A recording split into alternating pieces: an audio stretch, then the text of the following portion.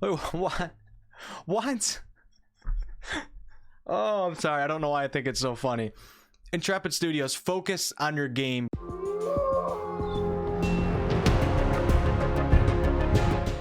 In this video, I'm going to go over some of the uh-ohs for the upcoming MMORPG Ashes of Creation.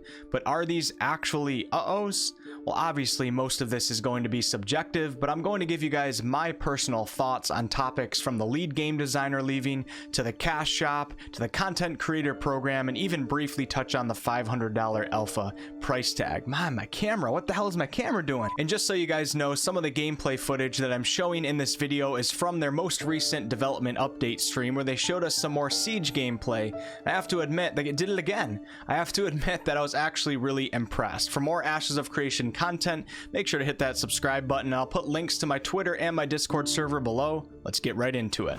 So the first thing I'm going to go over is the departure of Intrepid Studios' lead game designer for the past 5 years, Jeffrey Bard. He has now left Intrepid Studios. And you guys might know Jeff from his presence in many of the development update streams, or just him being active in the community as a whole. And from my perspective, he really came across as a likable guy. And a likable guy in such an important position in the company, seeing him leave a project that you're really excited about obviously does bring up some questions, and you might be worried about a couple things, but we're going to dive into it right now. So over on ashesofcreation.com, Intrepid Studios did leave a departure or a farewell letter for Jeff, and I'm not going to read the entire thing to you. There's a lot of blah blah blah in here. They talk about how everybody's working hard, they love everybody at the studio, and so on. Although today we must give a bittersweet farewell to Jeffrey Bard, as he has decided to pursue his passions in the VR space. We are extremely grateful for his contributions to the project, and we shall always hold dear the great memories we made together, the friendships we created, and of course the imprint he has left on the world of Vera. So basically, Intrepid Studios is portraying to us that Jeff left on good terms. They love Jeff, he did great work, and they're sad to see him leave, but they hope that he has success with what he pursues.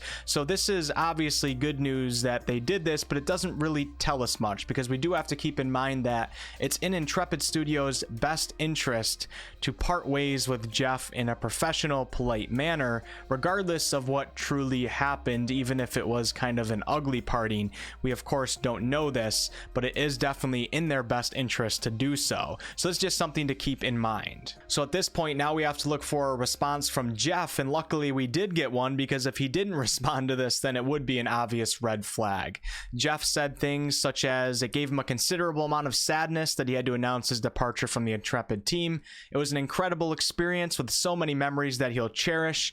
He'll be sitting on the edge of his seat watching the continued development as part of the community. And then at the end, he even said that you might find him lurking at the Ashes of Creation booth at some future PAX. So this is obviously a good sign, but we do have to keep in mind that it's also in Jeff's best interest to depart Intrepid on good terms, at least in the public's eye, in a professional and polite manner, because Jeff is a game designer, and he's obviously an ambitious game designer seeking new and better opportunities, and you can't just bash a company that you leave. It can really hamper your career. Unless the company did something like insanely morally wrong or something like that, you typically don't want to do that if you're smart about your future. Now, I'm actually leaning on the side of them actually parting ways on good terms, because this is a nice detailed farewell from Jeff. It seems like he went above and beyond, and he did have passion towards the project. Now, there's a couple more things, and we're just going to move on because we're already diving too deep into this, but I know that so many people were posting so many things about this that I had to talk about it. So Jeff also might have simply left because the new job was more money and better benefits. Intrepid Studios is still a new company. They don't really sell anything yet. Of course, they have the alpha and the cosmetics and stuff, but they don't really sell a product yet. So Jeff might have gotten offered a job that was double the money with triple the benefits with a crazy retirement plan.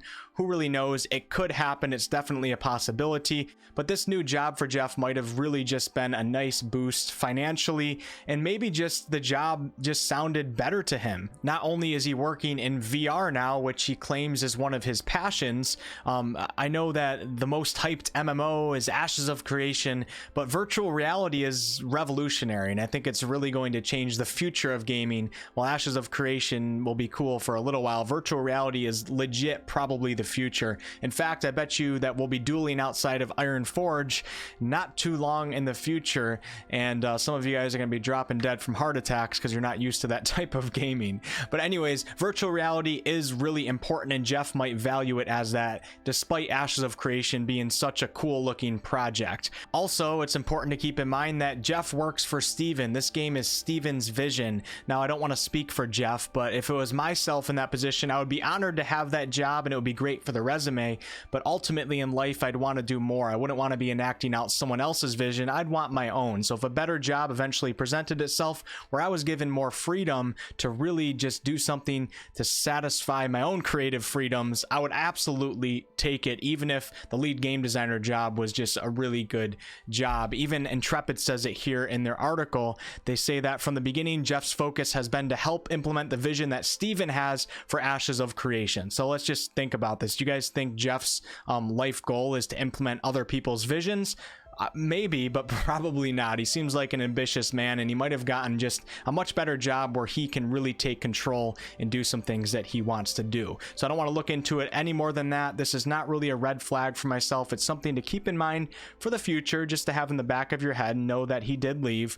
And then if for some reason everybody else starts leaving in Intrepid Studios, then we know this is a major red flag. But I'm chill with it, man. It sounds like Jeff's got a good job opportunity. I'm not worrying. All right, on to the most controversial topic, the cash shop. So first and foremost, I want to make it clear that I absolutely hate cash shops of all kinds. Obviously pay to win, but also cosmetic cash shops. Now make sure to stick through this first part, because first I'm going to talk about cash shops in a general sense, and then I'm going to get into Ashes of Creation specifically, and it's really important that you hear that part. So we say that pay to win is when you're able to use real money to buy something in game that ultimately allows you to become more powerful than other players, or gives you an advantage over other players. And this can be a variety of things, from buying better gear and weapons to buying boosts for things such as crafting, which ultimately allows you to make better gear faster than other players, or even mounts with speed boosts, which obviously give advantages for almost everything in a game.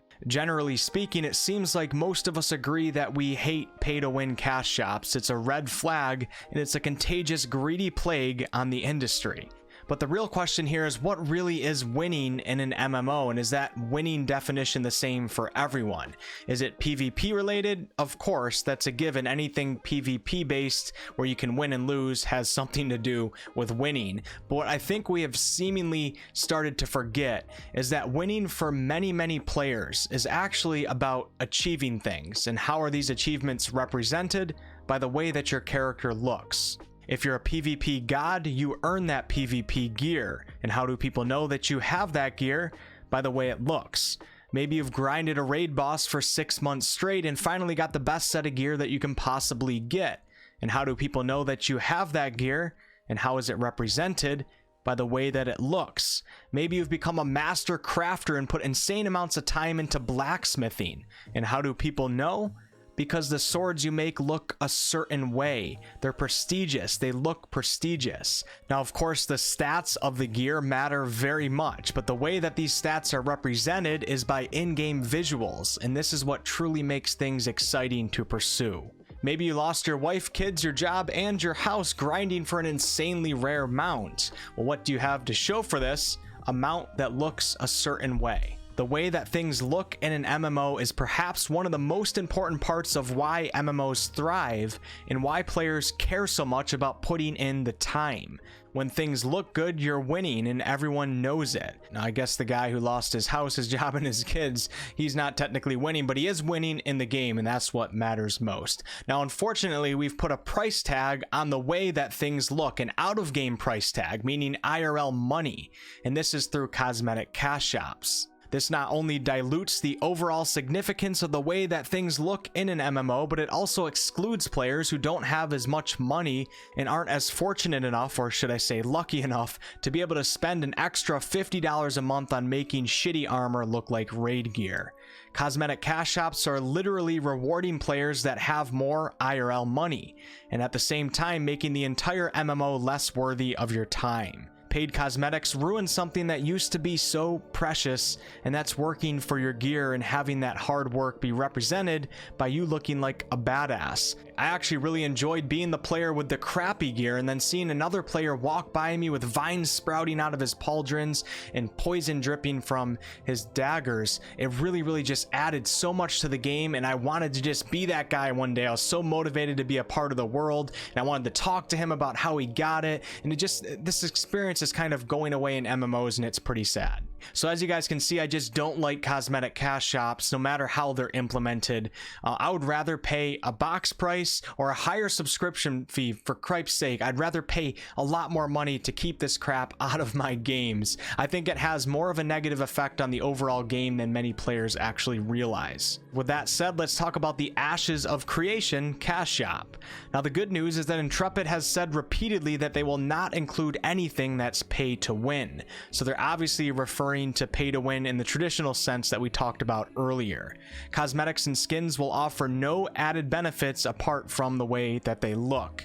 And this is good news, because if it was straight up pay to win, I'd probably be out. Since it's a cosmetic cash shop and seemingly truly a cosmetic cash shop, I'm not happy, but I'm still here. Now, Steven, the owner and creative director of Intrepid, even commented on Amazon Game Studios when they announced the possibility of some pay-to-win systems in their cash shop for New World. And regardless of whether or not you think Steven should have commented on that or not, I don't really care, but I will tell you that I am happy that he seems to be really against this pay-to-win type of thing. Does that mean that Ashes will never have anything that's pay to win?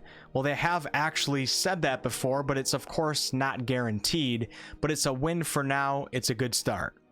So Ashes of Creation is not going to have a box price. It's only going to be subscription fee based.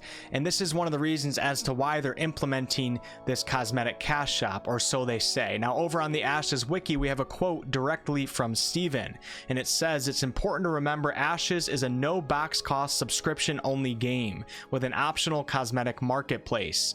This achieves a few things from a monetization model. Having a lower barrier to entry for players to try the game when they don't have to fork out $60 for the box price is good. Our box price is $0. Does this make sense? Yes, it does, but I still would rather just pay a box price and everybody have the same exact game. I just wish companies would just tell us the truth and just say that a cash shop is going to make them a shit ton of money. Whether it's cosmetic or pay to win, they're going to make a shit ton of money. Forget the barrier to entry and all that stuff. Obviously, it makes sense, but the truth is that the cash shop is going to fund future content, of course, but also it's going to fund people's pockets. I'm not sure if companies just think we're stupid or what, but I just wish they would just tell us. They make a ton of money from it. I understand. I don't like it, but I do understand.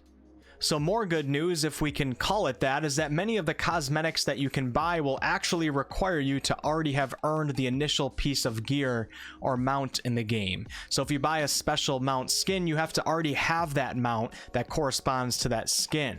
Now, I don't think this is going to be for everything in the cash shop, but it will be for skins according to the wiki. And this is a much better way to go about a cosmetic cash shop, because then the game still somewhat maintains that it's important to work for what you want. You can't just buy it, and this keeps players motivated to play. But once again, all the players with money will buy the skins, while the players who don't have money or don't want to spend the money will all be left with the original mount skin, or they're going to have to spend ridiculous amounts of time in game earning a different skin for that mount. We're allowing IRL money to make people look cool, and at its core, it's just not the greatest for an MMO. Ashes claims that there will be legendary cosmetics that are only achievable in-game that will never be offered in the cosmetic cash shop. So this is really good, and I hope that they do a ton of stuff like this. Players that earn top gear should have a way to show their gear without it being diluted by players who purchase gear. So make sure to put in a ton of this stuff into the game, Intrepid, and things might be okay. And then above this right here, they say, I want to make sure that equitable cosmetics, both from a quantity and quality standpoint, are achievable through in-game achievements. Time and effort should let you be happy with what you can accomplish. This is also great to hear. It seems like Intrepid Studios understands what players hate, even about cosmetic cash shops. And then down here on the bottom, they talk about how there's not going to be a loot box system or RNG and all that crappy stuff that goes into cash shops. So if Intrepid Studios can hold true to everything that they're saying here on their wiki regarding the cosmetic cash shop, this might be one of the best cash shops we've seen in an MMO. Now, it still sucks, don't get me wrong, but it's kind of like the best of the sucks. I'll leave it at that. So is the cosmetic cash shop an uh-oh? Kinda. Is it a straight up red flag? I guess a little bit, but it's really not the worst. I like where Intrepid's mind is at, but I still hate the cash shop. As long as Intrepid Studios can really take care of the players who don't spend money and really take care of them, then I think it might be okay in this game. All right, I didn't expect these first two topics to last as long as they did, so I'm just going to kind of quickly fire off the top of my head on these last two subjects, which is the content creator program and the $500 alpha. So the content creator program for Ashes of Creation is a program where content creators, which are YouTubers or streamers or both, apply to be accepted into this position. It's not really a position, but if you get accepted, then you get access to the Alpha 1. And probably other things in the future that non-content creators or non-official content creators might not get access to as early as the other content creators. So did I apply for this? Of course. I don't want to pay $500 for the alpha, and I'd love to get access to content so I can really be on top of things. I think it's really important for many content creators. I don't really have a problem with it. I don't want to make any judgments on this content creator program until we see like what it entails. If they're telling us that you can't say anything bad about the game, obviously that's a major red flag, but we don't know this yet. So I'm just going to stay neutral on this, and we're going to see how it plays out, and hopefully we'll get it so I don't have to spend that $500. But one thing that they did mention in their recent live stream was that the content creators that they deny for the official content creator program, they're going to offer them some sort of training or boot camp. What? Oh, I'm sorry. I don't know why I think it's so funny. Intrepid Studios, focus on your game. Get your game done. Don't waste resources on content creator boot camps for people that you deny for the content creator program. They'll survive, okay? A couple kids are gonna cry with their 150 subscribers and call it bullshit that you guys didn't accept them into the program. It's okay. It's gonna be okay. All right, we're adults. This is not. We don't need to be, taught boot camp from a game studio on how we should be YouTubers or streamers.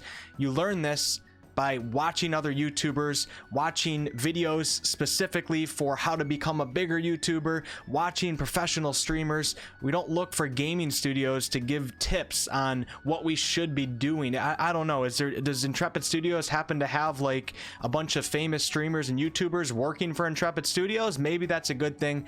Maybe Intrepid Studios is just trying to be nice because they feel bad denying people. Don't feel bad. Just deny people. Let the people in that you want in.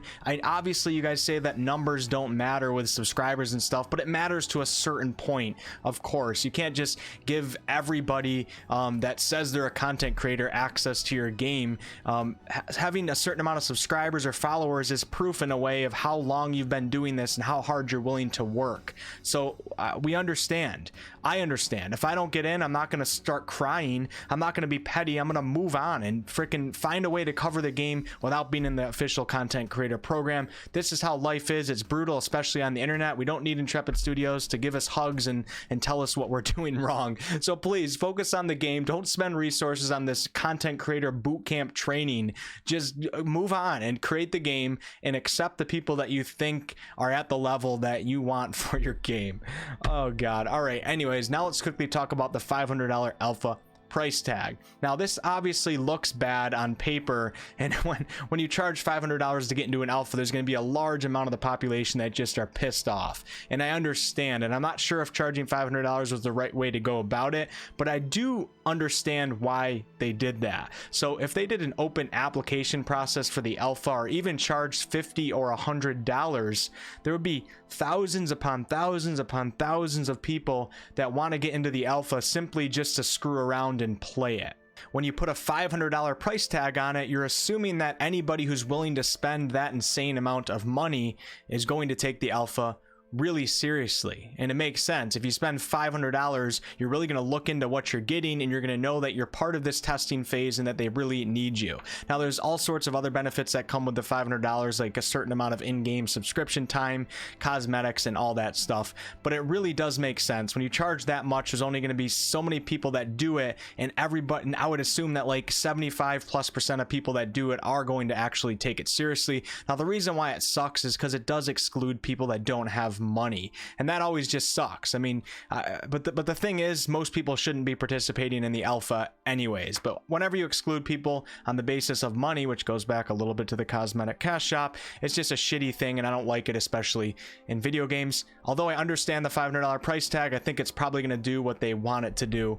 And yeah, that's all I have to say on that. All right, guys, that's going to be it for today's Ashes of Creation video. Hopefully I didn't trigger any of you guys, and hopefully I made sense at the same time. I'm actually very excited for Ashes of Creation. Overall, it's one of my most hyped games in the future, and I'm going to continue to cover this game the best that I can, but I'm also going to be honest with things that I see in the game that I like or I don't like. Overall, I like where Intrepid's mind is at. I kind of vibe with everything that they say, most of the things they say, not the content creator bootcamp. So yeah, I'm happy to be covering this game, and I am very excited for it. If you guys ended up enjoying this video, please like, comment, and subscribe. I really appreciate it. I not only do videos on this channel, but I also live stream, and my schedule is posted on the About section of my YouTube. I think that's it. Till next time.